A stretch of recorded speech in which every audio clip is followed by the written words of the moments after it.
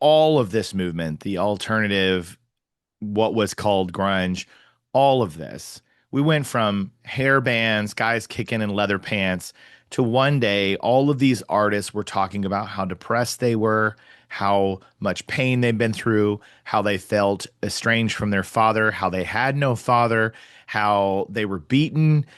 There, everything was just trauma forward. It was a bunch of men in these bands that were sharing and grieving and being emotional.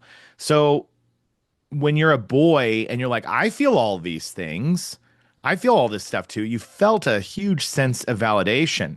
And so what was so challenging was you'd go to school and, you could cry to Pearl Jam's Black, and then you'd interact with a dude who'd want to fight you who was cranking even flow. And you'd be like, I don't think you understand this band. You know what I mean? Like Yes. you'd still have to deal with it. And then when new metal comes along in the late 90s, that's why a lot of us were really repulsed by it, because it brought out, I mean, I enjoy some of it now because it's fun and I like heavy music, but it brought out the bros again. It Yes. brought out the anger, and it brought out guys who just, you're like, Jesus, man, like I don't need everything to be so macho and aggressive. And if anybody was to listen to this and they'd be like, oh, you're just a couple of softies. No, men have the worst mental health of anyone. Yeah. So I think that the problem is that feeling this way and communicating this way is something that during the 90s we were really allowed to do